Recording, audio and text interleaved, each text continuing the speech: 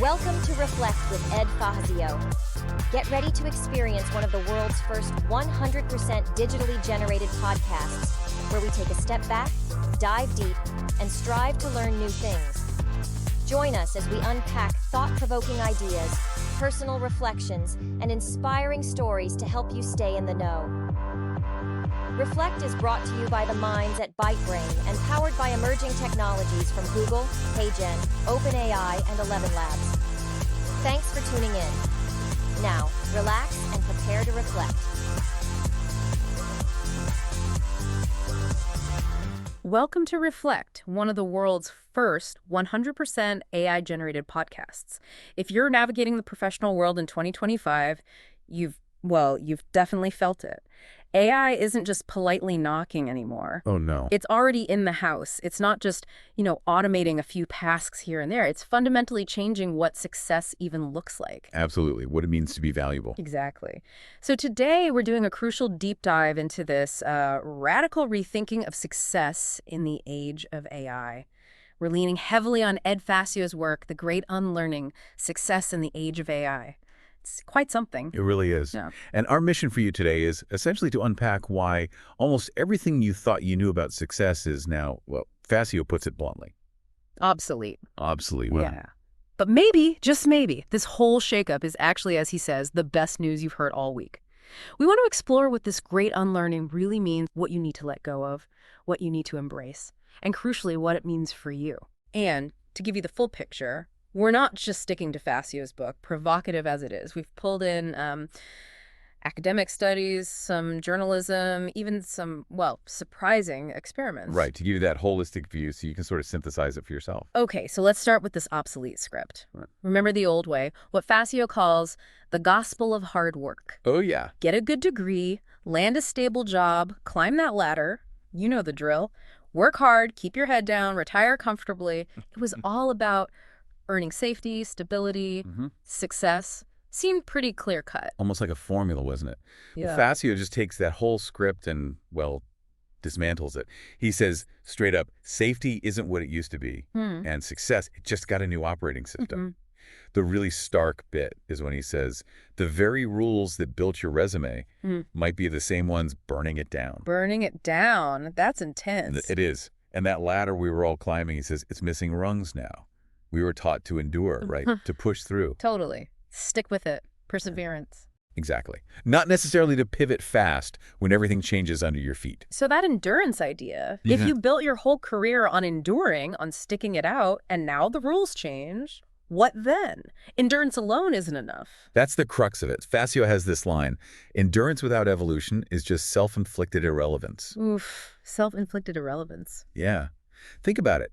If you're brilliant at something AI can now do in seconds, like, say, processing vast amounts of standard legal documents, your years of endurance in memorizing precedents become less valuable than your ability to handle a really unique, complex case or advise on strategy. So the value shifts. Completely. It raises the big question, how do we evolve? How do we adapt when the ground rules are just different? Okay, this is where it gets really interesting for me. Fassio argues, learning got you in the room. Unlearning will keep you there. Right. That feels counterintuitive. We spend our lives being told to learn more, learn constantly. So what is this unlearning? It almost sounds like forgetting things. It does sound a bit strange at first, yeah. But it's critical. Fassio breaks it down. Unlearning means things like killing off outdated best practices. Okay, like what? Like maybe your team always relied on a certain type of market research. But now AI-driven analytics give you deeper insights, faster. Unlearning means letting go of the old way, even if it felt comfortable. Right, even if it worked before. Exactly. It also means letting go of roles that defined you. Your identity isn't just your job title anymore. It's about your skills, your adaptability. Less about the label, more about the capability. Precisely. And maybe the biggest piece, dismantling the belief that your value lies in memorized answers. His core message here is powerful. AI doesn't need your memory. It needs your mindset. Mindset over memory. Yes, your ability to adapt, think creatively, solve new problems, make ethical calls. That's the human edge AI can't replicate. Not yet, anyway. So if memory and knowing stuff isn't the main thing anymore, does that change who gets a seat at the table? Like the usual credentials matter less? That's exactly what Fassio suggests. He paints this picture where things like age, school, class, background, even your zip code, they don't guarantee your voice or disqualify it anymore. Wow, that's a big shift. Huge. He calls the new table fluid, dynamic, loud. And maybe the most exciting part is his idea that some of the boldest innovations are being forged in the minds of those who were once shut out of the room entirely. So it's potentially more democratic, based on ideas, not just pedigree. That's the implication. A democratization of opportunity, driven by mindset, by unique perspective, not just the old gatekeepers. Okay, building on that, Fassio drops this really provocative idea. It's the misfits who might just save us. Who are these people, these professional pumps? Yeah, professional punks. Yeah. It's not about mohawks, obviously. It's about their approach. He describes them as the rebelliously creative, the masters of mayhem. Masters of mayhem. Sounds fun, but maybe a bit chaotic for the workplace. Well, it's controlled chaos, maybe. They're the ones who choose to question the sacred cows of legacy success. They remix tools in ways they were never intended to be used. They color outside the lines because no one ever gave them a damn coloring book in the first place. Okay, I know people like that. The one's always asking why or what if we tried this crazy thing? Exactly. And why are they so crucial now? Because AI is getting really good at templates, at standard operating procedures, at optimization. Right, the predictable stuff. Precisely. So what's left that's uniquely human? Fassio says it's the wild, unexpected, beautifully flawed essence of human disruption. That's the soul. That's the spice. The stuff you can't download. You got it. That's the stuff you can't download or scale. Our ability to be unpredictable, intuitive, even a bit rebellious. Yeah. That's our superpower now. The questioners, the tinkerers, they become invaluable. That leads perfectly into another key idea from Fassio, a reframe I found really powerful. AI isn't coming for your soul, it's coming for your task list. He calls this a gift. It's a great way to put it. But let's be real. For a lot of people, seeing their task list shrink feels less like a gift and more like, well, like they're next on the chopping block. How does he square that? That's a fair question. Yeah. And he tackles it head on. The idea is if AI handles the repetitive, the routine, the rigid, the draining tasks that often kill creativity, what's left for us humans? The good stuff. Hopefully. Things like vision, creativity, ethics, leadership. Fassio says this is the stuff only you can bring. Imagine freeing up hours from tedious report generation to actually think strategically or mentor your team or grapple with complex ethical questions. Okay, I see the potential upside. But there's a big if. You only get there if you stop clinging to your old job description like it's sacred text. The gift is the opportunity to level up your work, to focus on what's uniquely human, but you have to be willing to let go of the old tasks. So if we're doing this unlearning, collaborating with AI, what does success actually look like now? Fassio calls it integration. What does he mean by that? Integration is way beyond just climbing a ladder. It's more holistic. It's about knowing which tools are worth your time, not chasing every new AI gadget, but being discerning. Right.